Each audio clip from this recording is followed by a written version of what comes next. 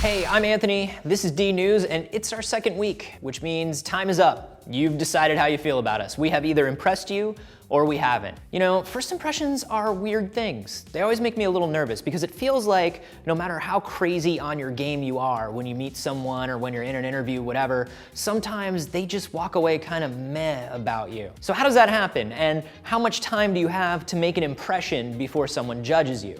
Well, the answer is it happens unconsciously and you have almost no time at all. See, humans are basically pattern recognition machines, and whether you realize it or not, your brain is constantly filing information away for instantaneous recall. It's an evolutionary thing. It's kind of a survival skill. Like, oh, those berries look like the berries that made me sick. That animal looks like the animal that bit the guy in my tribe. So it's useful if you're in the wild, for sure. But it's also useful today. Meet somebody and your brain goes right into that same pattern recognition mode. You're taking in physical features, body language, verbal cues, and you're running them against all the people you've interacted with ever without even realizing it. And within a few seconds, your brain has made a decision about this person without asking you for your opinion.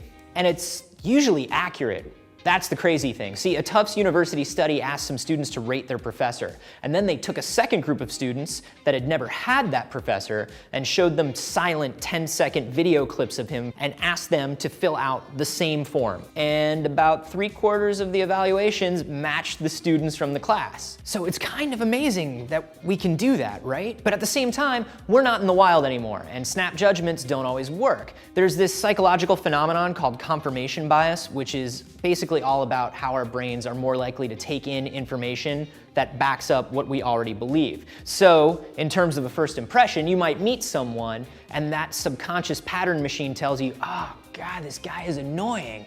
But basically, he just has a nose that looks like the noses of a bunch of annoying people you know, and you don't even know that that conclusion's been drawn up here, but all of a sudden, all you can see are the little annoying things this guy with the nose is doing. But maybe you keep running into this dude and 6 months later, you're friends and it's kind of hilarious. Like, dude, I hated you when we first met. So if you're always looking for your own confirmation biases, you can help yourself get out of that pattern. Unfortunately, there's not a lot you can do to eliminate it from other people. Maybe the best thing you can do is follow that lame advice that your mom gave you. Just relax and be yourself. Because if you don't have much control over how someone perceives you, why would you worry about it? Well, you could worry about it a little bit. I'm going to anyway. See, now that we're a week in, I would love it if you would let us know how we're doing and what you've liked so far. And if there's something you want to learn about, definitely let us know down below. And be sure to subscribe for more DNews, because even if you haven't seen something you like yet, how do you know it's not just your own brain working against you? Think about it.